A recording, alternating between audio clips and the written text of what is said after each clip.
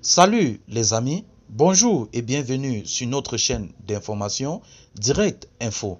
Alors si vous êtes nouveau, abonnez-vous sur la page et surtout activez la petite cloche de notification pour ne rater aucune de nos épisodes. Mesdames et messieurs, nous allons prendre aux côtés du Mali cette information qui est à notre portée.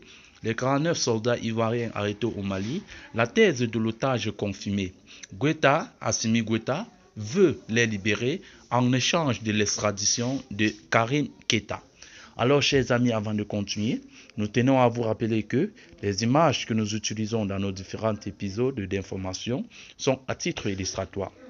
Alors, nous vous implorons de rester polis et courtois au niveau de vos commentaires, sous peine de ne pas les voir supprimés. Merci et bon visionnage. Le président Faure Gnassingbé, après l'arrestation des 49 soldats ivoiriens au Mali, a fait éclater au grand jour la vraie raison qui a poussé le colonel Assimi Goïta à maintenir ses décisions en détention. 49 soldats ivoiriens arrêtés au Mali, la thèse de l'otage confirmée. Goïta veut les libérer en échange de l'extradition de Karim Keïta. Les discussions entamées par le médiateur togolais, le président Faure Gnassingbé, après l'arrestation des 49 soldats ivoiriens au Mali, a fait éclater au grand jour la vraie raison qui a poussé le colonel Assimi Goïta à maintenir ces derniers en détention. La junte militaire les tient en otage afin qu'ils servent de monnaie d'échange contre l'extradition de plusieurs Maliens qui ont trouvé refuge en Côte d'Ivoire, notamment Karim Keïta.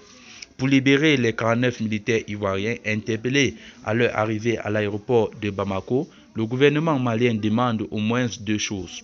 Que la Côte d'Ivoire exprime officiellement des regrets, mais aussi que lui soient rendus des ressortissants maliens vivant en Côte d'Ivoire ou simplement de passage recherchés par la justice malienne, a indiqué RFI dans un texte non démenti par les deux parties.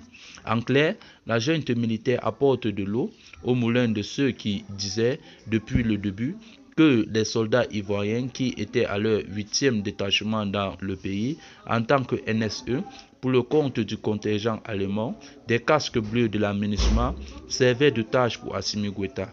Ceci explique aussi pourquoi les autorités maliennes ont fait appel à un médiateur, alors qu'il était loisible pour elles de juger et de condamner les soldats s'ils estimaient qu'ils étaient vraiment des mercenaires.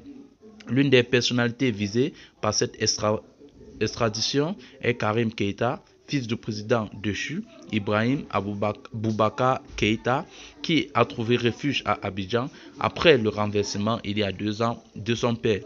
Il est accusé par la justice de son pays d'avoir partie liée à l'enlèvement forcé d'un journaliste le 26 juin 2016 du journal Le Snix. Birama Touré, sans doute tué. Depuis lors, les autorités de la transition militaro-civile sont aussi à la recherche de Aïrna Ibrahim Kamara, président du mouvement Faso Dambé du Mali, qui avait depuis Abidjan en février 2022 déclaré la fin de la transition et indiqué vouloir former un nouveau gouvernement de transition. La police ivoirienne s'était lancée à cette trousses sans succès. La junte malienne pense qu'il est toujours en Côte d'Ivoire. Alors, chers amis, c'est ici que s'achève cette note d'information. Toujours est-il que vous informez notre mission principale. Alors, si vous êtes nouveau, abonnez-vous sur la page, activez la cloche de notification pour ne rater aucun épisode de nos informations. Merci et bye bye.